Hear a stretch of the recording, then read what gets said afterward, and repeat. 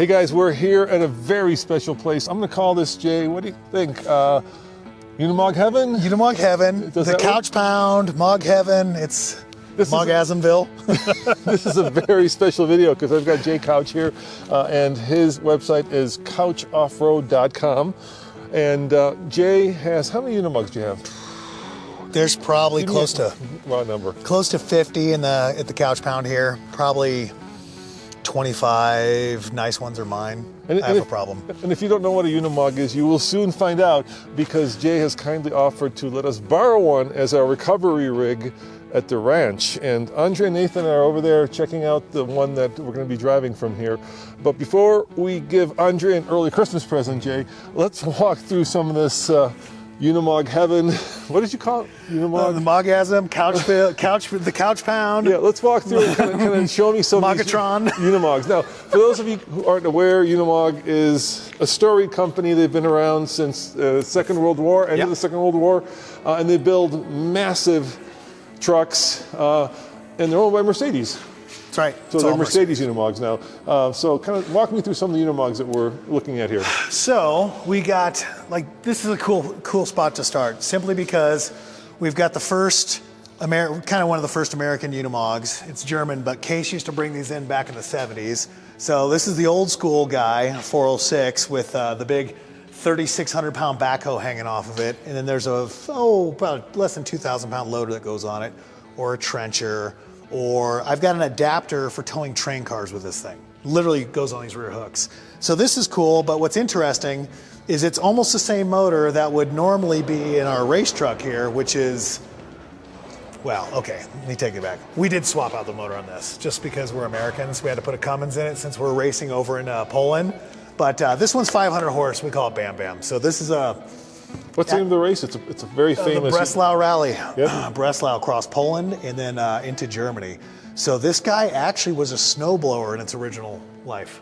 Original form was a snowblower, and then we were getting ready to build one of these smaller trucks for the race, longer wheelbase, small, and then Magpul, who was working with me on that sponsoring, they're like, are we going to win this? I'm like, there's no way we're going to win this, but then we changed that drawing. We threw that Mog out, and we went to the big guy, and we really went for it. So in case you didn't figure this out, Jay basically buys these Unimogs, and they're all out of Europe, right? It's Mercedes. Yeah. And then he customizes them for customers who want everything from tractors to expedition vehicles. So let's look at some of the other ones.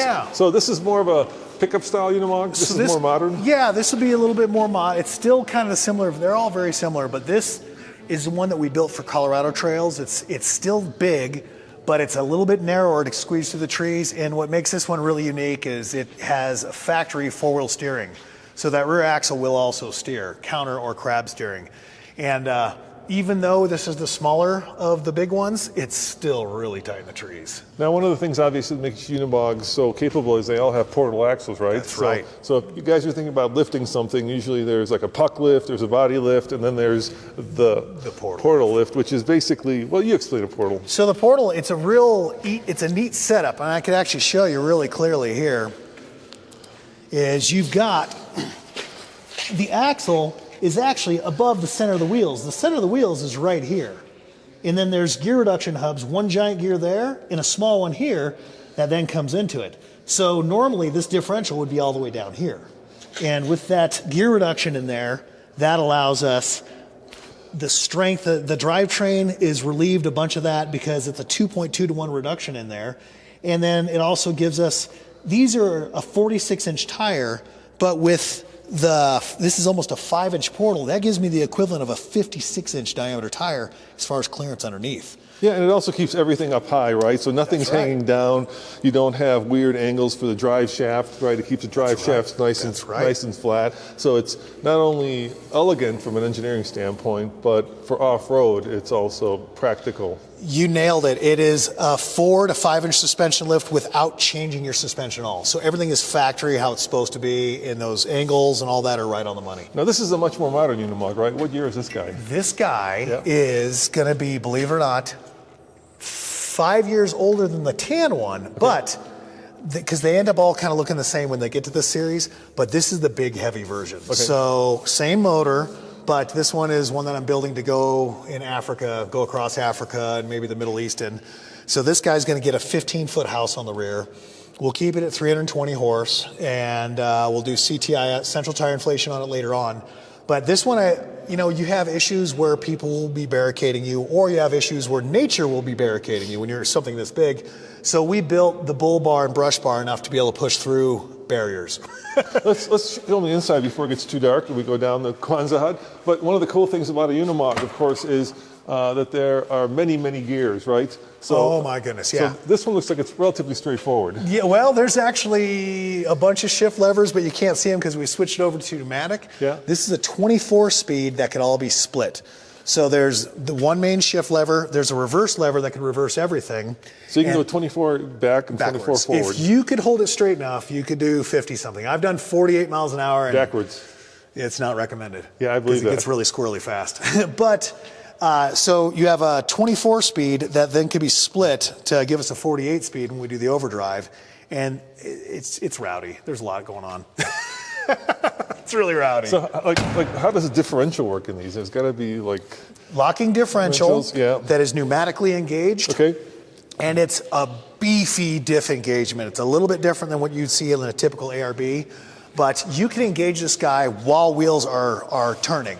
Like if you're sitting there open diff, you can engage it on the fly and clunk, it locks in and it won't hurt it. Now I see some of them have like these roll cages that are built into them. Is that so if you roll them or if you hit something like a tree? It is the tree cage. Yeah. The tree cage, that's a little overkill. So these cabs are actually just a couple points away from being a rollover certified protective structure. That's impressive. They're very stout to begin with. So we add the cage to it, and the cage is primarily for pushing through big trees. And I mean like literally something this big across a trail, you could push through it and it'll lift up. And to snorkel, of course, so the water fording must be, like my height. They rate it for this, but I've been in water easily this high. So, and usually what happens is you get a big wave in front of you that'll come up halfway up the windshield, but then you're kind of creating this wake behind you until you stop or you hit a tree in there, and then it starts getting deep. That's the thing about water, you don't know what's underneath. That's the scary part about water. And all right, this looks like an older one. This looks like a more modern one. Yep. I love the color in this one, by the way. Did you paint this? So this one we painted. Yeah. This is my favorite color out of all of them that I know I'm going to regret because it's metallic. So when I scratch it, I'm going to cry. Yeah, the other ones I could buff out, but this one but it's so pretty. But this is the same as that one we just looked at that you opened the door on showing us the shifters, but this is the crew cab variant of it. So this will get a 12-foot living quarters on the back of it, and then we'll also machine the central tire inflation, which is cool with that portal setup because now since the center of that wheel is below the axle, I machine through the center of this guy here and right out into the backside and then in through the knuckle and then air it up through there. So what he's talking about, of course, is that you can air up and air down on the fly. So like you were saying, if you happen to go through a drive-through, you can bingo. You can drop it. Bingo. I have a bad habit of junk food eating, and when your limit is 9 foot and you're like 9'4", 9'6", we'll sit there and while I'm waiting, I just deflate the tires, get through. You know, it's funny. Like when people build the ultimate Jeep rock crawlers, right? They'll take an LJ and they'll put it on 44s. 44s seem tiny to me now. Yeah. 44s are kind of small around. What's very interesting is when you're here, everything looks, you get acclimated to it. Yeah. Then when you go back to your shop and you look at a 37, you're like, whoa, that's big. So your scale gets completely thrown off. And these are hydraulic winches, right? That's right. So beyond 24 volt. How much can you pull with this? How many pounds? This winch was originally 18,000 pounds, and it's safe on this one. Max out is about 24, but we usually set it about 23,500. And we have the ability to turn up the pressure a little higher, so if you're in really a bad situation, you can. We set up the rope it's a 48,000 pound braking strength rope, so we're safe at that 25K. So that'll definitely cut you in half if it breaks. It makes, let's just say this, when you're pulling and it lets go, there's a big jerk in the cab and you hear a snap. So now how much does a unimog weigh? Is it over 20,000 pounds? Well, this guy here is Chunky Monkeyville. So this truck is sitting probably empty. I know with the fire body, it was only 18.6, and I have no fire body any longer. So I bet you I'm probably in the 16 to 16.5K. And that's the big guy. Normally we're sitting in a four-door, a big four-door is usually about 14,000 pounds. The 2 doors in the lighter version are going to be around 10 to 12,000.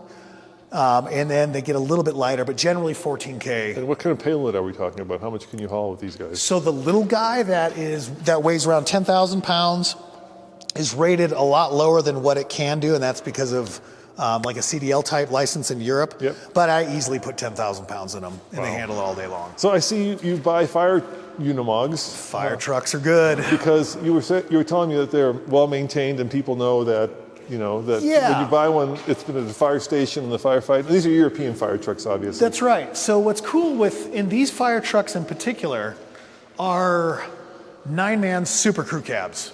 So they are ginormous on the inside.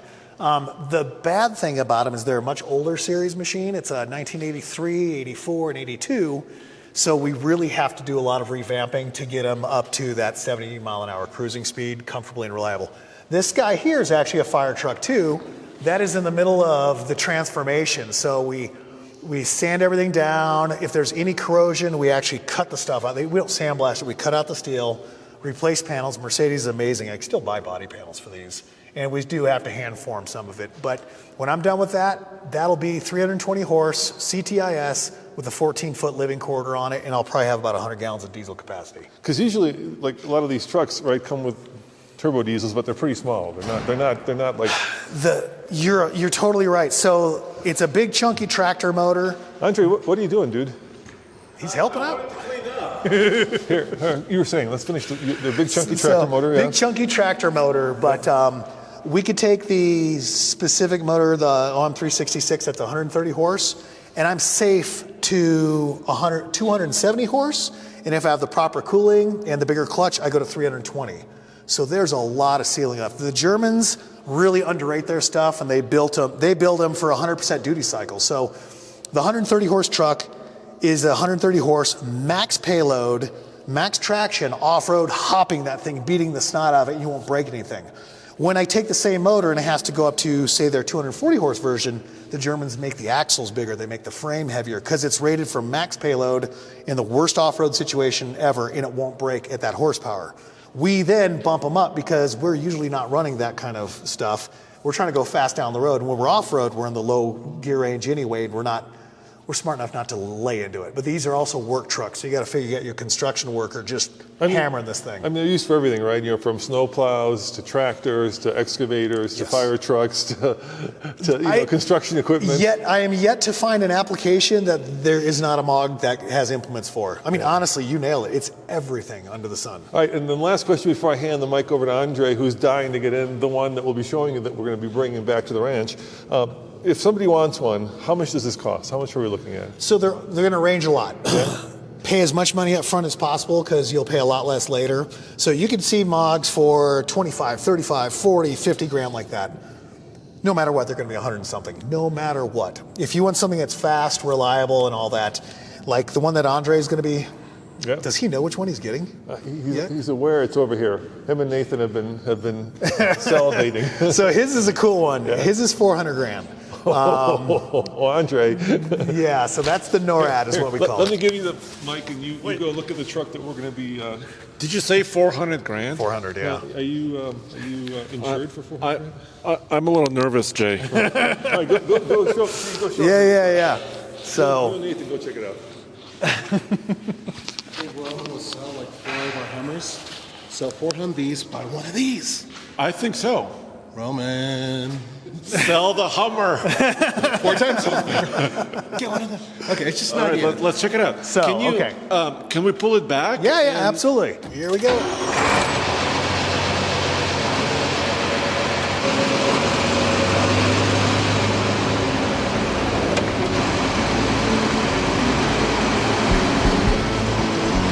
That's a big boy.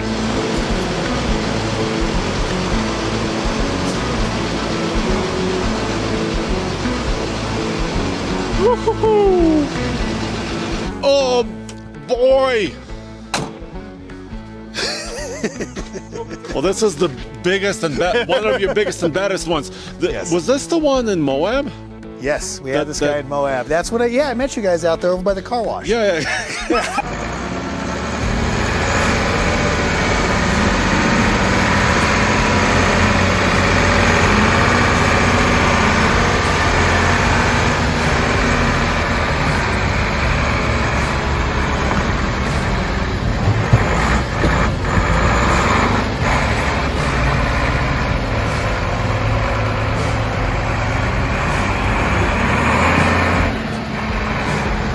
All right, Jay, my man. So first of all, I noticed this is a huge space, huge cab. So, I mean, it puts modern crew cab trucks to shame. Yeah, this is big. Really. You can break dance on this. All right. So there's a lot of switches, there's a lot of levers, and a lot of pedals. So what are some of the basics here? Okay, so this one is a little bit newer. So you actually are lucky enough to have just a regular key start. Okay. So that'll just fire it up like normal. Often they have a hand throttle you have to turn on and this and that, but this one is just, Okay, it's kind of normal. it's totally 80s style, Okay. no problem. Now, you've got also a hand throttle right here, which you don't have to mess with, but that is also something if you want to idle it up, to warm it up, or, you know, poor man's cruise control too. Or if you're working a piece of equipment, When you're working maybe. a piece of equipment, it's mandatory. Yeah, Because you're yeah. running PTOs, other implement stuff need that power. Okay. So instead of foot feeding it, you're running the hand throttle. Now I see there's 8 gears, Yep. or 8-speed kind of. There's a main 8. So you have to pardon the dust. This just came back. We were in Death Valley right after SEMA, and Okay. we about to clean it. But you have got 8 across here, but then we have another range. You see your little donkey right there? That is for the working gear group. So that Okay. is going to be our main shifter here will encompass these 8 gears. So 1, Okay. 2, 3, 4, 5, 6, 7, 8. Yeah. All 8 of these gears are reversible with this lever here. Forward is forward, back is back. Okay. You could go max speed in reverse Or slow speed. or slow speed. Okay. So here's the two cool parts. You got 8 gears, but on the shift lever itself, there's a button right here. Yes. Down is direct, so that's low gear. Up is overdrive. It's a 29% overdrive. Okay. Selectable. So In every gear. in every gear. Okay. Yep. So we actually make that overdrive setup for the Unimogs. I've been working with gear vendors for a couple years now, and that's the bomb. Now the other fun part is this little secret lever back here. Yes. That's our working gear group. That takes us from around 77 to 1 first gear to about 388 to 1 first gear. Okay. So we engage that, and that gives us a planetary group. You can see there's a bunch of other hole spots in the floor. There's another lever to go even lower for an optional crawler gear here. And then this is a PTO speeds, no, that's a PTO selector with another PTO speed selector. I may have these backwards. Actually, speed selector here, working gears here, crawler gear here, PTO selector here, Okay. a hydraulic lever, another hydraulic lever, another hydraulic lever, and another. What? Those are what all those blanks are. So Ronan was talking about the one with all the levers. We'll show you some others. They're all Okay. over the place. All right. So which gear set am I in now? So you are in the standard. How do I know? You know, because I've just got this guy shifted back. Bringing it forward puts us in the low series. And you just drive it like a regular truck. It's Okay. pretty straightforward. Let's fire up. Yep. And it's got heater. Yep, we got heat, thank goodness. And we have Yeah. AC. That's what these guys are for. So basically, all you gotta do, this thing is geared low enough where first gear, you don't even have to give it any throttle. But to go reverse, hit Is reverse. it already in reverse? Oh, and I need to show you important. Hiding here is my parking brake. And the brakes are air or no? Hydraulic. It is air. Sorry, there you go. They're Okay. air over hydraulic. Okay. But it's an air actuated parking brake. Okay, I gotcha. So yeah, that's first gear in direct in high range. And so, yeah, I don't have to even give it throttle. No, it'll take a little bit of getting used to modulating everything. But when you're driving this on the road, you'll see the Germans on this one. Instead of calling it first gear, they skipped all the way to here. So Okay. we start in third, which they're calling first on that guy. Okay, I gotcha. For road driving. And I just flipped it forward and I'm going forward. Yep, and it's synchronized. The And I forward like the reverses. reverse camera too. Yeah, that helps. The cool thing with that reverse camera is we actually did it on a magnetic mount with an extra 3 foot of cable. So if I'm in a tight spot by myself, I could pull the camera off, stick it on the side of the truck, and see if I'm getting ready to fall off something. Shall we do the tank traps now? I think so. I'm mostly joking. Okay, well, we'll do a little bit of the sand first. Yeah.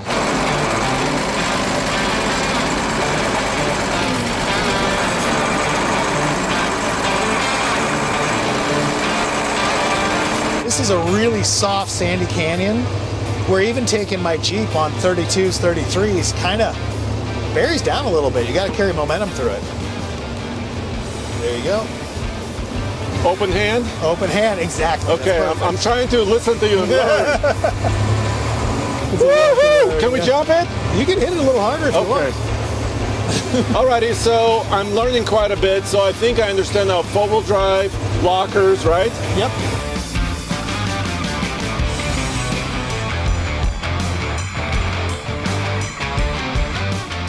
let's start with what's under the hood really quick and then kind of go through it. Gotcha. So what's under the hood of this guy is it's the Mercedes OM 366 LA that we tune that thing up to 320 horsepower.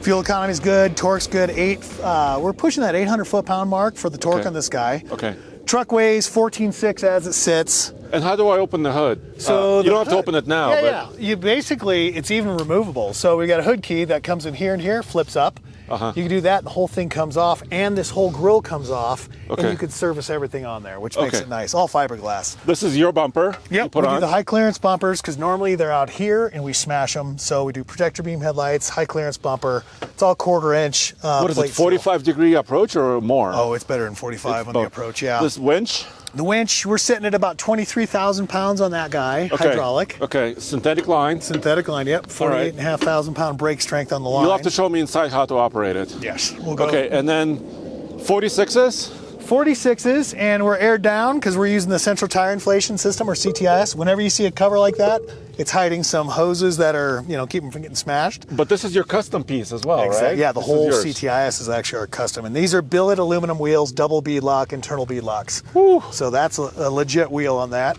Only one tank on this, right? One tank on this because we're at, pulling a small trailer, 10 miles a gallon. And how big is this? 34 gallon. And standard diesel, Standard, number 2? Yeah, nothing special. This thing will literally run on cooking oil. I'm not exaggerating. Okay, and then this is a little foldable? Yep, that flips up because I've been wiping out every single passenger step I own on every mog. Okay. Does both sides. Air system hiding in here. Sometimes that gets relocated. The bed, this is not a dump bed like some of them are, but this one's set up to remove the sides and you can put your camper body on the back. Okay. So that's a nice touch as well. And then kind of a cool thing in the back here. So it is a work truck at heart. So what we've done is this rear section of bed is removable right here. Okay. And I have a 2 5/16 gooseneck hitch. Okay. So I could pull a gooseneck trailer with this. Oh, so you can remove this center section. Bedside comes off, center comes out, gooseneck fits in. No way. Yep. I want to try that. Yeah, it works really cool. And then the nice thing too is we have the simple backup camera, but I've got it magnetically mounted with a bunch of lead so I can stick it on the side of the truck or relocate it wherever I want if I get in trouble. And you still have 7-pin. Exactly. Just standard connectors and standard hitch. That is correct. Are these glad hands? Those are glad hands for air trailer brakes. Yeah. Is that functional still? They're totally functional. Okay. So I could pull military trailers or anything else that I could hook onto.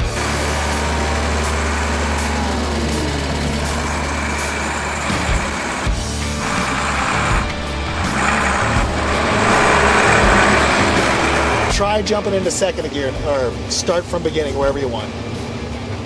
First, probably. Yeah, let's hit it. Trial by fire. Go straight? Yep, straight all the way through. A lot of this terrain is very sandy. It's really sandy. Yeah, give it the beans, man. So what I kind of love is that there's a lot of visibility. I feel like there's not a big hood, right? Yes. So I can see my corners.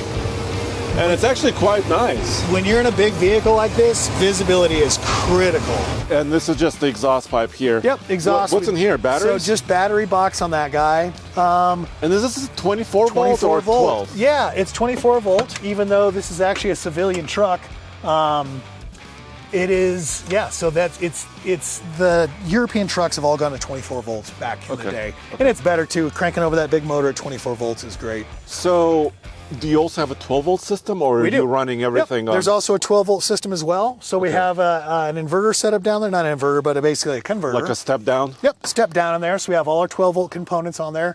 And then typically we'll also have an inverter for 110 power. And typically we'll use like a lithium ion battery, like a Jackery setup for our household stuff in there. And then up here, I see there is EGR, boost gauge. Exhaust gas temperature, boost. And then that other gauge right there is central tire inflation. Okay. So on this truck, it's pretty simple. The new ones, that's all incorporated into a nice little cluster. But this is my pride and joy. This is one we've done all the hard work on, and this thing's driven everywhere. And it's, so we love it. And at highway, what are you running for pressures usually? 46 in the front, 35 in the rear. Unless you're loaded, right? Unless you're loaded. If we're loaded, it's all about deflection of the sidewall, not so much pressure. Measure your deflection rate, and that's where you're going to adjust your pressures up to. These tires are good up to 110 pounds, and they are rated Wheel and tires rated at almost 13,000 pounds per wheel and tire. So show me how you air down slightly. How do you? Sure. Okay, so the good news is 32 psi front axle, 31.9 rear. So Is that highway pressures or no? I usually run about 46 and 30 on the In the rear? Mm-hmm. So the rear doesn't bounce around? Yeah, exactly. So what we're gonna do, we're gonna deflate both of them right now. So that is deflating, which you can see. And then I'm selecting front axle and rear axle together. Okay. That's rear, that's just the front. Okay. Inflation is exactly that. Okay. So we're gonna deflate a little bit, and we're already in four-wheel drive. Ooh, 20. Yeah, and that for the instant? those readings are false because of where the pressure, that's reading off line pressure. It's not actually a wheel sensor in there, so Okay. you'll see it'll come back up as soon as I stop. After you stop. Okay. So we're working on that. We're trying to do it without doing a bunch of digital stuff. So I've got us already in. So you're in crawlers. Yep. So you're using like 3, let's Yeah, say. 3, which is actually 5 or 6 or 5. big old girl. You're not f***ing around, are you? Sorry, that's a technical term. Technically speaking, not playing games.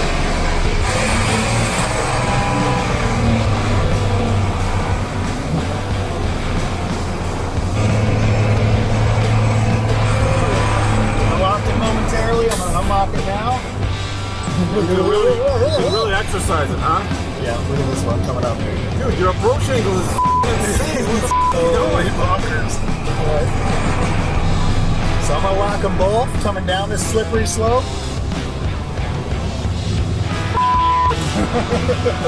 I'll leave it That's locked my again. technical opinion.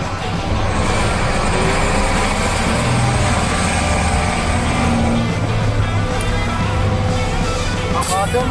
Now I don't know if we can make this, but I'm gonna try.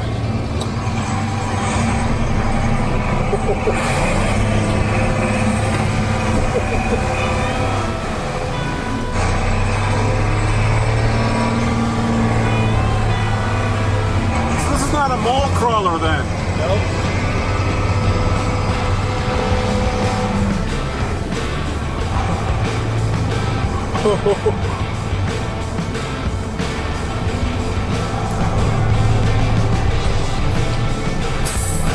Help me!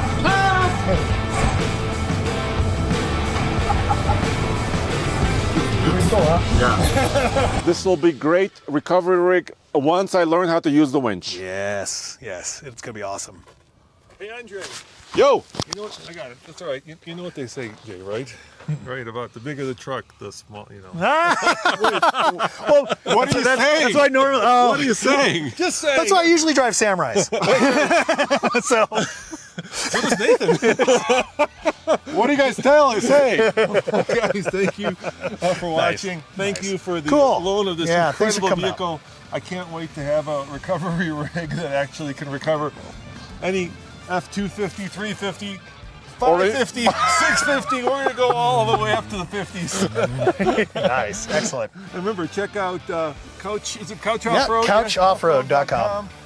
For all your Unimog needs. See you guys next time. Ciao. Oh, little mogul? Yep, it's a little suspension twister.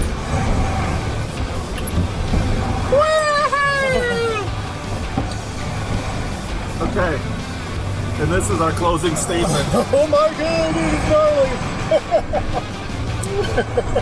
Oh, it's a nice little twister. Ah!